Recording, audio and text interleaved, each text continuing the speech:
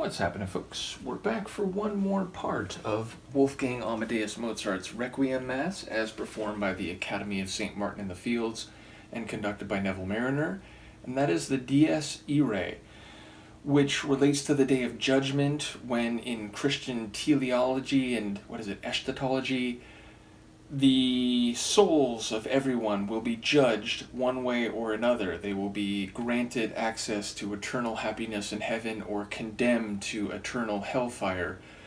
And this piece, this sequence, I think is the technical term, which I think there's a bit of ambiguity, but there's like a Franciscan monk or something, 11th century, who's credited with writing the sequence that is then used by a couple different composers, and I think more than just two, in later centuries as part of their Requiem Masses, though two most notably, Mozart, as we're going to hear here, and in the next quick video I'm going to do after this, Giuseppe Verdi wrote a Requiem Mass, and I leave it up to you, the listener, to tell me which of the two Dies Iraes you prefer.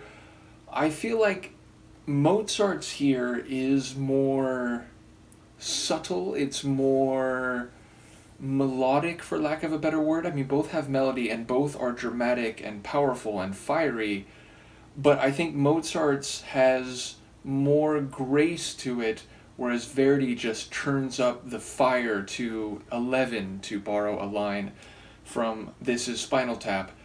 And yes, they're definitely two great compositions of the same mass part, but they go different directions. So let's listen to Mozart's version of the Dies Irae from his Requiem Mass, as I said, conducted by Neville Marriner and performed by Academy of St. Martin in the Fields.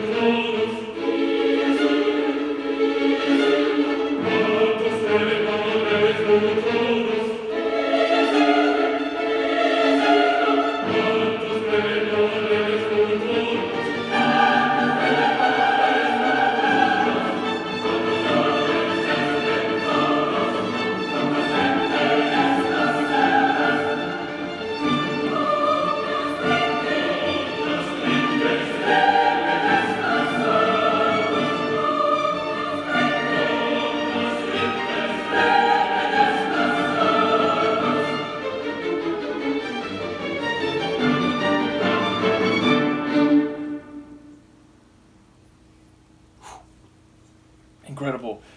So again, there's no lack of fire there. It is driving, it is powerful and arresting, and I like the balance of the deep male voices with the higher and angelic female voices, which suggests that dichotomy of, a soul being condemned or a soul being redeemed eternally, and the intensity of the Day of Judgment certainly comes across. So yes, I don't know which of the two I prefer. I guess it just depends on my mood. And I will say, listening to pieces from this Requiem Mass, they are very different from a lot of what Mozart wrote. Meaning, he has pieces which have some mystery and intensity to them, but a lot of Mozart's compositions have this light, smooth, and graceful sound to them.